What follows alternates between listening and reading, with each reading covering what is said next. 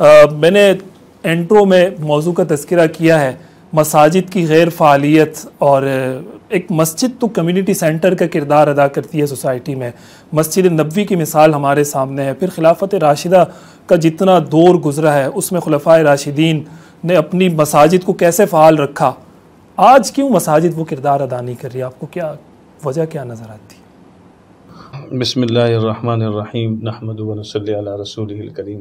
دیکھیں، یہ جو موضوع ہے یہ بہت ہی اہم اور تفصیلی موضوع ہے۔ اس کا جواب دینے سے پہلے میں ایک تو درسقرآن.com والوں کا شکریہ ادا کروں گا کہ پہلے بھی ماشاءاللہ ان کے علماء مختلف انفرادی پروگرام کی صورت میں گفتگو فرماتے رہے۔ یہ اس دفعہ یہ جو رمضان نشریات کا جو شروع کیا ہے تو یہ ایک بہت ہی خوش آئند بھی ہے، اور ایسے معاشرتی موضوعات پر اور اس کے علاوہ دوسرے معاملات کے ہیں، تعلیم کے ہیں، اور ہر شعبے سے متعلق یہ موضوعات ہمارے علماء کی زیر نگرانی جو ادارے چل رہے ہیں، جو کام چل رہے ہیں، تو یہ موضوعات کی تفصیل بھی عوام کے سامنے آنی چاہیے۔ اور آپ کو بھی بہت شکریہ کہ آپ نے اس کا انعقاد کیا، اس پروگرام کی اہمیت کو سمجھا۔ اور جہاں تک موضوع ہے بہت طویل ہے، ہمارے بڑوں نے اس پہ بہت گفتگو کی ہے، لکھا بھی ہے، تو ہم تو وہ بات نقل کریں گے جو ہم نے اپنے بڑوں سے سیکھی۔ تو یہ جو موضوع ہے اس حوالے سے بات کرنے سے پہلے میں یہ بات عرض کروں گا کہ مسجد کی نسبت کس کے ساتھ ہے یہ سمجھنا ضروری ہے۔ اگر اس نسبت کو سمجھ لیں تو اس صاحب نسبت کی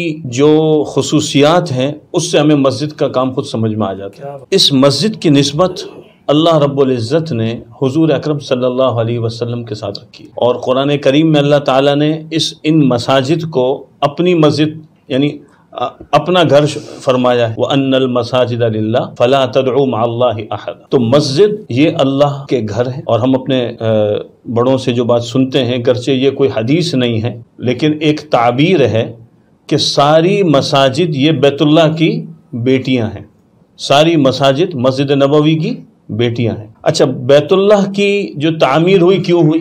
جب بات مسجد کی ہے تو کیوں تعمیر؟ تو قرآن کریم نے ذکر کیا، ان اول بیت وضع للناس للذی ببکہ، وضع للناس فرمایا، ساری انسانیت کے لیے اللہ تعالیٰ نے بیت اللہ کو بنایا، وہاں سے خیر کے جو راستے ہیں، چشمے ہیں، وہ اللہ نے وہاں سے جاری فرمایا۔ پھر اس مسجد کی بنیاد آپ صلی اللہ علیہ وسلم نے، یعنی جب مدینہ منورہ آپ پہنچے ہیں تو جو قبا کی بستی ہے وہاں پہنچے تو وہاں قبا کی مسجد کی آپ نے بنیاد رکھی، لمسجد اسس علی التقوی من اول یوم احق ان تقوم فیہ، اور پھر مسجد نبوی کی بنیاد رکھی۔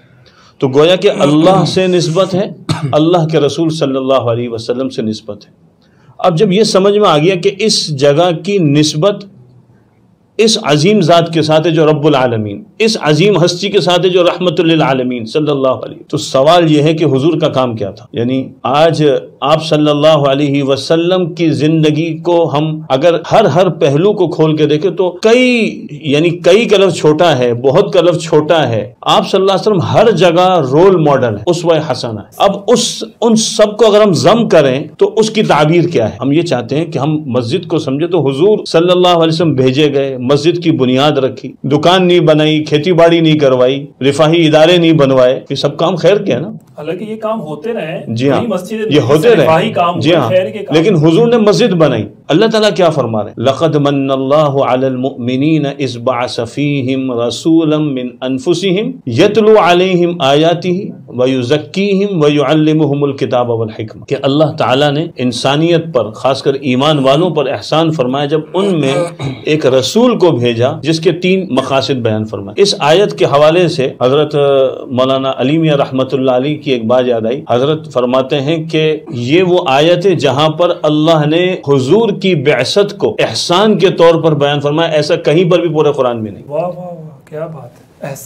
احسان کے طور پر ذکر فرمایا کہ میں نے ایک رسول بھیجا ہے۔ اب اس رسول کا کام کیا ہے؟ میں نے احسان کیا ہے، احسان کیا۔ اس رسول کے 3 کام ذکر فرمایا، یتلو علیہم آیاتہ وَيُزَكِّيهِمْ وَيُعَلِّمُهُمُ الْكِتَابَ وَالْحِكْمَةَ۔ ایک ایسے ہی آپ سے سوال میں بھی سوال کروں گا کہ اس میں جو حضور کی بعثت کے مقاصد جو بڑے ذکر کیے، اس میں جو ذیلی مقاصد جو ہم مسجد کے لیے دیکھتے ہیں اس کا کہیں ذکر نہیں، امامت، مؤذنی، خطابت، یہ تو کہیں نہیں۔ اور حضور کو بھیجا ہے جو مقام دیا وہ مسجد کا دیا. کتاب، حکمت، تزکیہ، تین چیزیں ذکر کی. تین بڑی چیزیں ذکر کی نا، تلاوت آیات، تزکیہ نفوس، تعلیم کتاب و سنت، یہ تین بڑے مقاصد. اچھا، ان تین کے بہت بڑے مظہر اگر ہم دیکھنا چاہیں آج کے دور میں جو حضور صلی اللہ علیہ وسلم کی ذات سے نکلے، تو ایک بہت بڑا دعوت کا کام ہے تلاوت آیات، وَإِذَا تُلِيَتْ عَلَيْهِمْ آيَاتُ زَادَتْهُمْ إِيمَانًا. تزکیہ نفوس ہے، خانقاہیں ہیں، اور تعلیمی کتاب و سنت، دینی مدارس. اور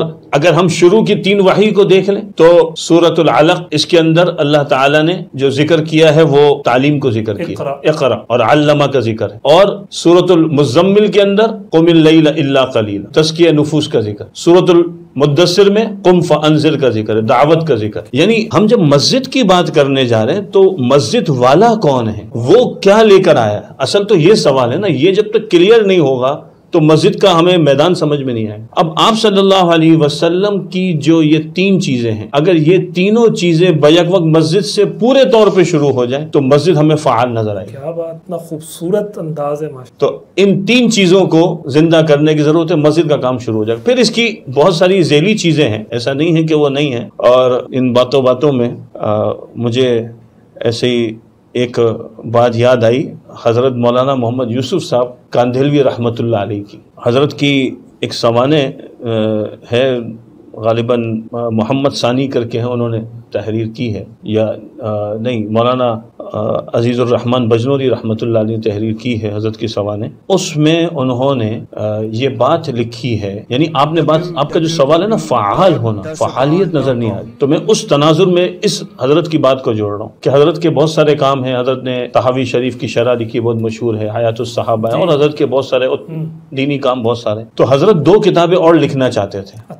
اس سوانے میں یہ بات تحریر کی. وہ دو کتابیں کون سی تھیں؟ وہ دو کتابیں تھیں، ایک کا حضرت نے نام رکھا تھا ماذا یرید اللہ ورسولہ منا، اللہ اور اس کا رسول ہم سے کیا چاہتے ہیں، کیا چاہتے ہیں ہم سے. حضرت اس پہ کتاب لکھنا چاہتے تھے. اور دوسرا ماذا یرید الیہود والنصارى منا، یہود اور نصارہ ہم سے کیا چاہتے ہیں. حضرت کے ذہن میں اس پہ مضامین تھے، عنوان تھے. بہرحال زندگی جتنی تھی وہ ہو گئی اور کتاب نہیں لکھ سکے. تو یہ جب میں نے مطالعہ کیا تو مجھے طالب علمی کے زمانے میں سوال گھومتا رہا کہ بھئی اس پر پھر کیا ہوا. تو حضرت کے جو صحبت یافتہ اور حضرت سے جو بہت کسب فیض کرنے والے ہمارے مخدوم اور محبوب حاجی بھائی محمد یامین صاحب رحمۃ اللہ علیہ، ان سے میں نے یہ سوال کیا. میں نے کہا حضرت آپ تو حضرت کے ساتھ رہے زندگی میں بھی، آپ نے ان کی باتیں سنی، نوٹ کی، تو حضرت اس حوالے سے کیا چاہتے تھے کہ ایسی کیا چیز اس مضمون میں. تو انہوں نے بہت تفصیل سے ایک جواب دیا. اس میں سید سلیمان ندوی رحمۃ اللہ علیہ کی کچھ باتیں ذکر کی، لیکن جو ڈاٹ پوائنٹ اس کا جواب تھا وہ ایک یہ تھا کہ جو آپ صلی اللہ علیہ وسلم کی بعثت کے یہ جو تین مقاصد ہیں، تلاوت آیات، تزکیہ نفوس، تعلیم کتاب و سنت کا، اگر یہ تینوں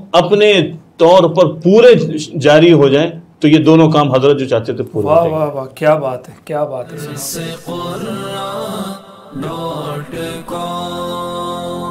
www.dasquran.com